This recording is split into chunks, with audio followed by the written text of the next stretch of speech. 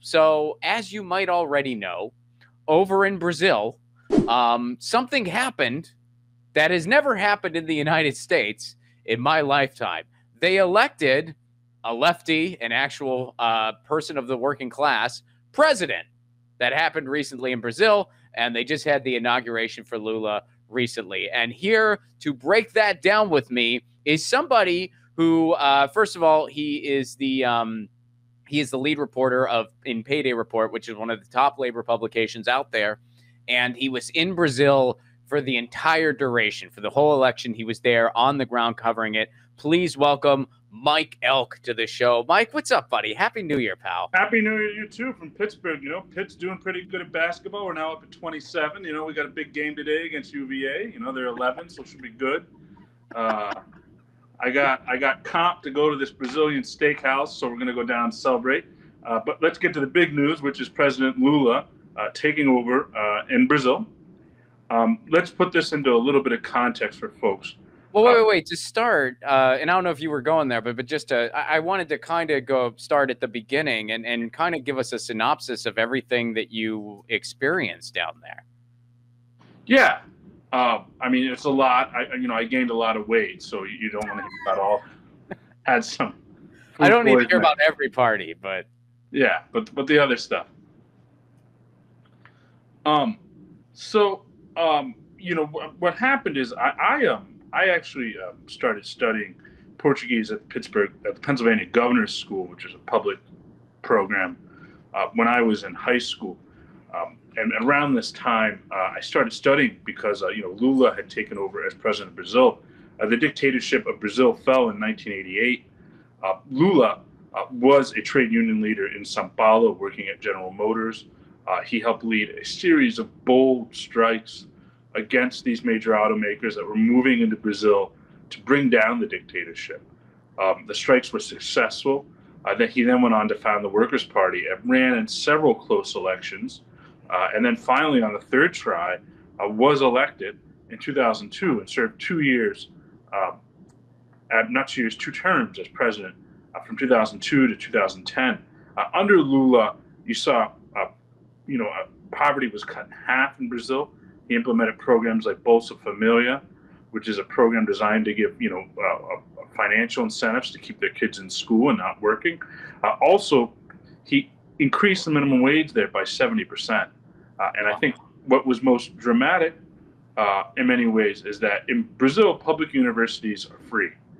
So Lula doubled the number of people who could attend public universities and then implemented affirmative action. So you have a generation of people who really moved out of poverty, went to university, and were very invested in him. And so like anything happens, like capitalism has its way of reacting to that kind of thing. Sure. So in 2016, Lula's successor, Dilma, who was a former communist guerrilla who fought against the Brazilian dictatorship in the 70s and was actually tortured and in jail for 2 years, she was elected president in 2010, and served till 2016 and then was impeached by the Brazilian Congress because of just, political differences. Then Temer took over for 2 years, which was very hard, and Lula was expected to run again to overcome this opposition. However, Lula was jailed on trumped-up charges, so he couldn't run in 2018. Hence, Bolsonaro won. Bolsonaro, it should be noted, is a fascist in the most sense of the word. He was a former army captain who in the 1980s literally was found guilty of bombing places pro-democracy, to prevent the democracy movement, right? He became a congressman because in Brazil, if you are a member of Congress, you have immunity from prosecution. So he became a congressperson in the 80s and was one for many years. He was from Rio. A big chunk of his base is in the paramilitaries, the militias in Rio. What should be noted is that Brazil has a murder rate that's 4 times that of the U.S. So violence, and it used to be about 5 times. When I was there in the mid-2000s, it had the most gun homicides, second most in the world. Only place that had more was Iraq at the time. This was 2007. So there's a deep history of violence there. And what happened in the 2000s, starting really in the late 90s, you had these militias, which were former policemen, ex-policemen, some off-duty policemen, would take over control of these favelas, these neighborhoods. Now, favelas were sort of unplanned neighborhoods that over a period of decades sprung up in Rio, although, lots of people made money. Um, and since, these aren't really navigable roads, they're twisty, windy little roads, they're hotbeds of drug traffickers hang out there. So there's a huge, huge, huge influx of drug traffickers, who have machine guns, and you have regular raids of police, where police, the military police in Brazil, will come in and kill. Last year, the neighborhood actually where I was just a few weeks ago, they killed 29 people in a random shooting. So you have cops walking around, military police, with these big machine guns all the time.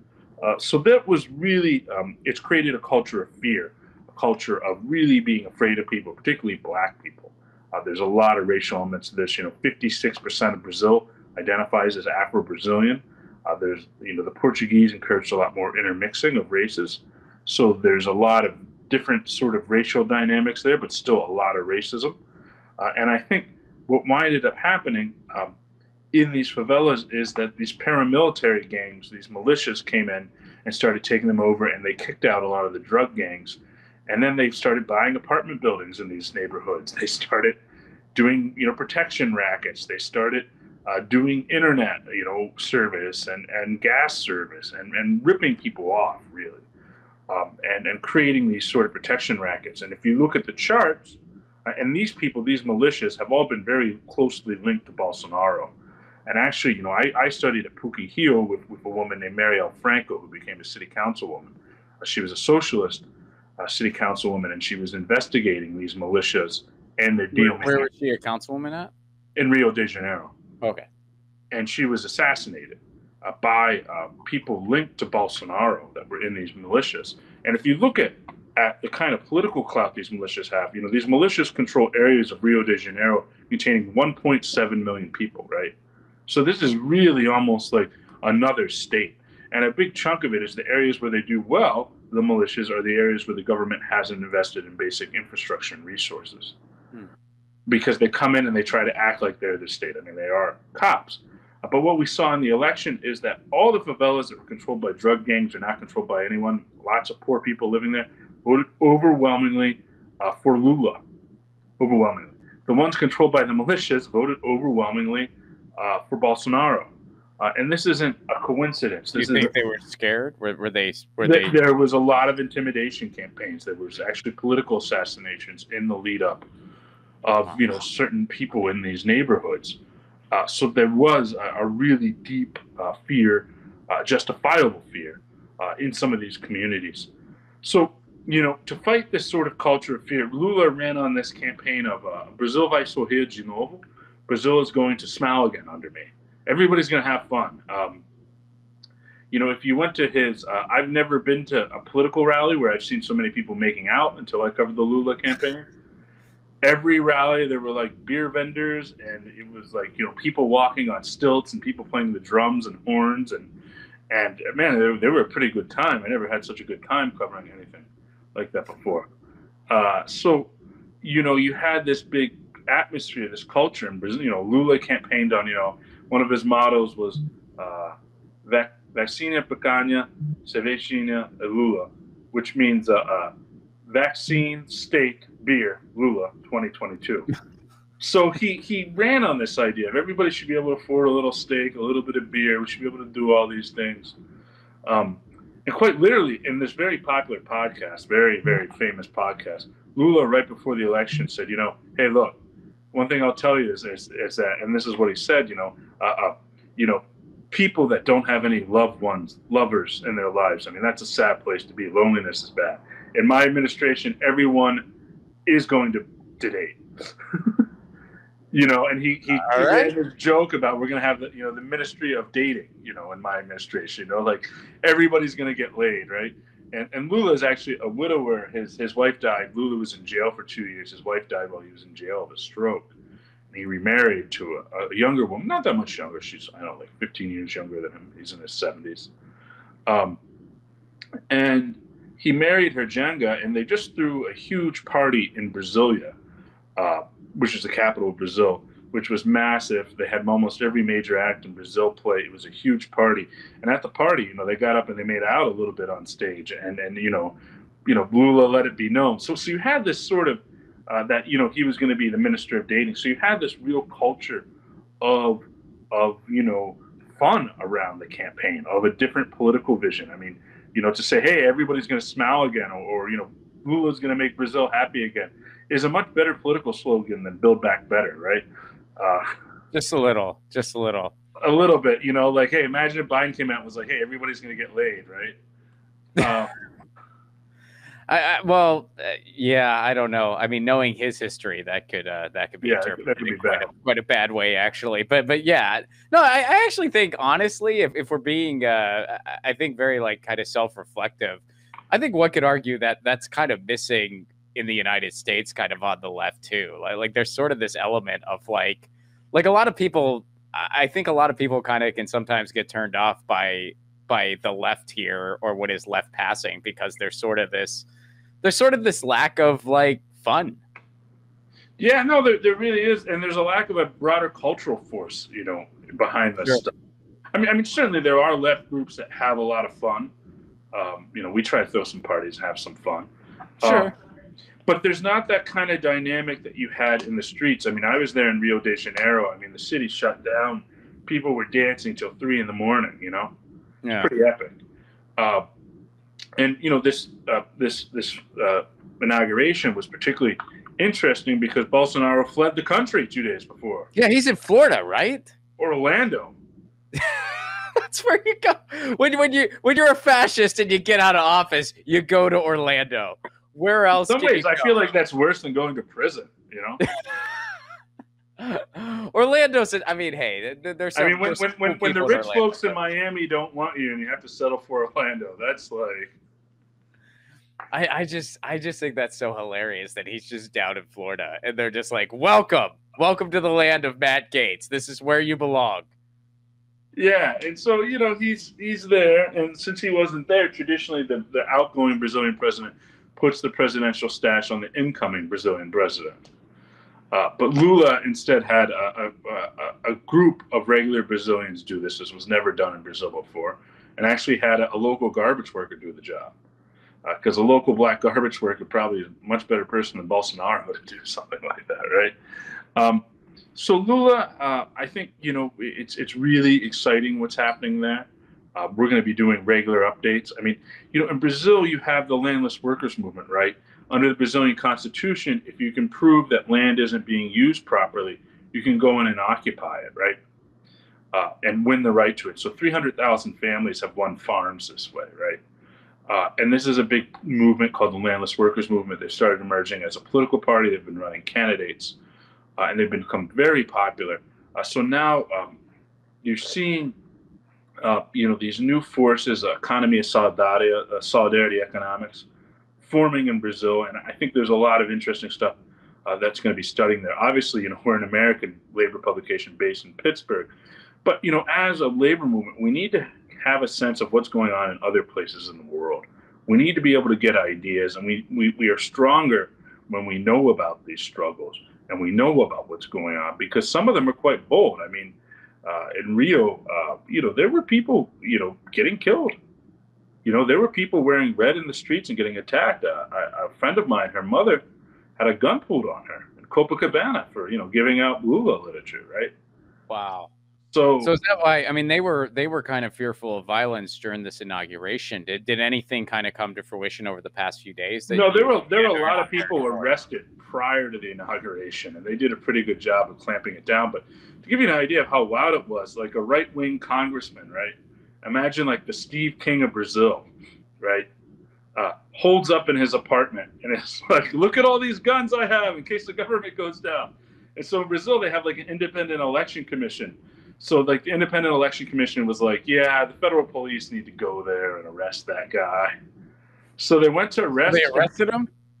Well, he threw grenades at them and got engaged, wounded 2 federal police. This is like, like the Steve King of Brazil, like a former right-wing congressman who was just, so there was a lot of fear. And on election day, they shut down. They had over 500 checkpoints set up in these pro-Lula neighborhoods. They were stopping people from going to vote. They brought out the military. They were beating people up. They were doing, raids with machine guns. They were doing all kind of stuff to stop this. So we're working on a bit of a long-form project. I think it's going to be a bit of an ebook, probably like a 30, 40-page book summarizing what all occurred. It might get longer, but, we would love it if your readers, if your viewers would follow us at Payday Report, like the day you get paid, paydayreport.com/donate. We need your donations.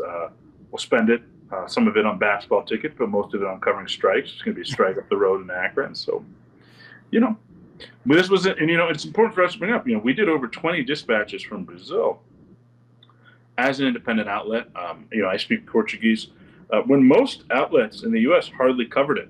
And here it is, a union leader who was jailed takes over as the leader of the fourth largest democracy in the world, promises to get the climate talks restarted, right?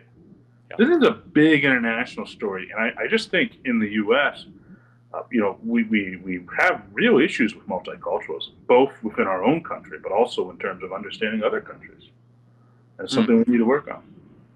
Absolutely, man. And that's why I've really been looking forward to getting you on to talk about all this, because I know you were down there for so long, and you and I have talked off mic just about what you experienced and how it just relates not just to what's going on in Brazil, but how it relates to just the worldwide labor movement and how significant it is, and how we should all be kind of looking to that as, hey, this is something to learn from. Totally. And I think that's something that we need to do. And we're going to be covering much more international labor and how we connect with those movements.